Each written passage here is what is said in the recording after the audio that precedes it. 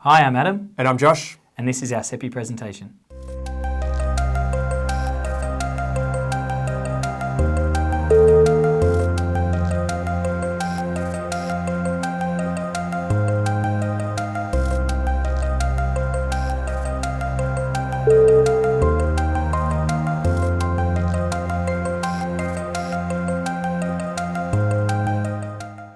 So should we tell them what our CEPI is about? Absolutely. Our CEPI has been an exploration into how you can use metacognition in the arts. That's right. Our inquiry narrative is where might we create opportunities to enhance students' evaluation of their creative and reflective process through metacognitive learning strategies in an arts unit.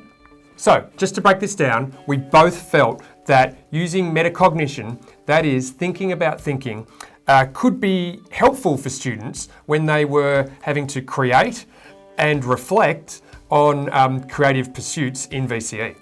Yeah, so we decided to look at both metacognitive strategies and opportunities in VCE creative design outcomes, where we can help students.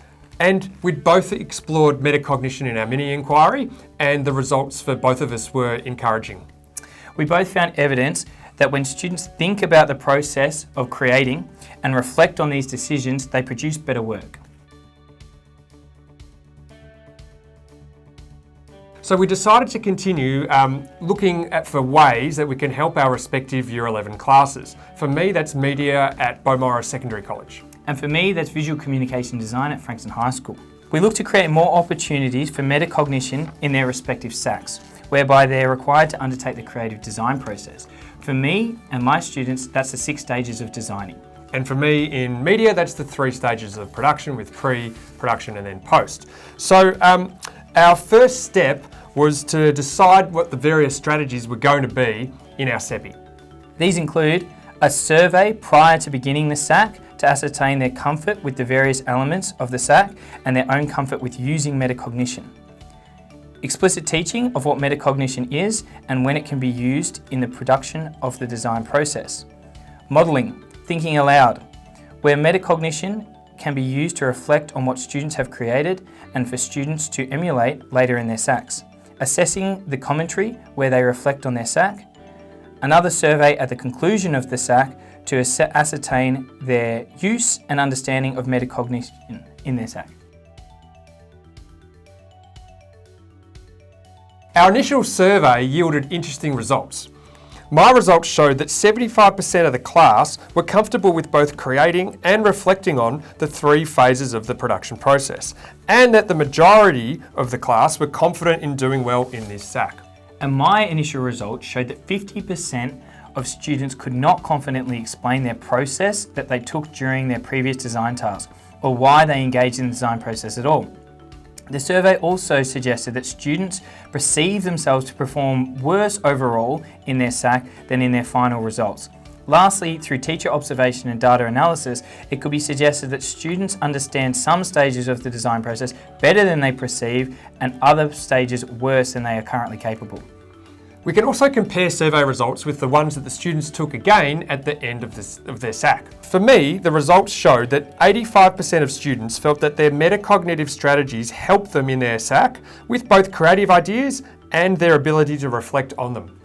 And for me, it showed that 70% of students now indicated that they had better understood their design process and why they engaged in it.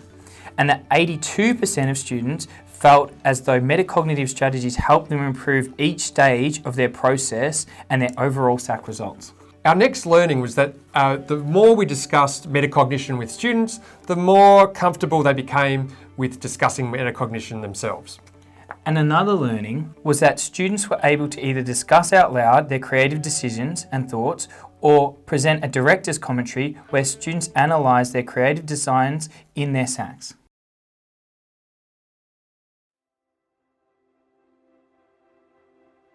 What surprised me the most was that whilst it was a success that most of my class was able to analyse the decisions they made in their SACs, that the majority though weren't able to evaluate them. In my mini-inquiry, 7 students were able to write a written reflection whereby I felt that they were evaluating their production. However, this time around in an audio recording, only 2 were able to. I'd thought that an audio recording might assist those students whose writing was not a strength. However, the results seemed to indicate that they were better at writing a reflection. What I found challenging was that students found it confronting and difficult to think about their own thinking, or performed metacognitive strategies on a very surface level and didn't engage with deeper level thinking.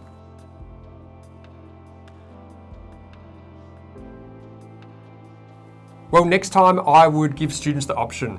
I'd give them the option of either reverting back to what we did in the earlier SAC, which is to provide a written reflection, or doing what we did this time in the SAC, which was to provide an audio commentary where they reflect on the creative decisions that they made. And next time I would give students ownership over their own thinking, and I would let students choose their own metacognitive strategies that suit their individual learning.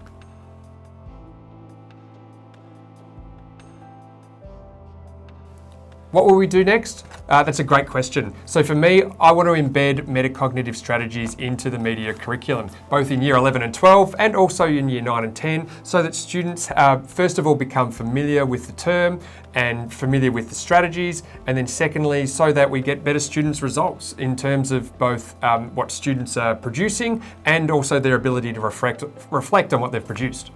Like Josh, I also want to embed metacognitive strategies throughout the VCD curriculum in middle years and in VCE years.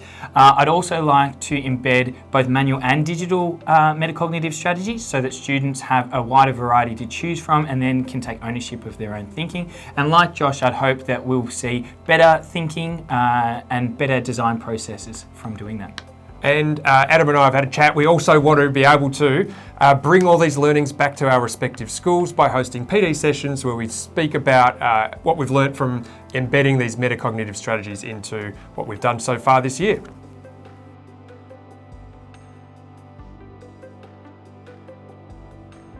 So in conclusion, the CEPI has provided both of us with an opportunity to discover more about metacognition, the strategies that are available to us, and the opportunities that exist in our curriculum to utilise it.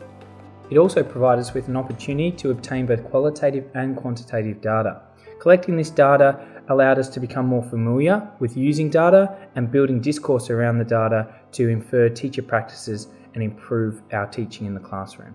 So thanks very much for your time and attention watching this. We really appreciate it, and we hope you've all been able to take something away from our inquiry as we did.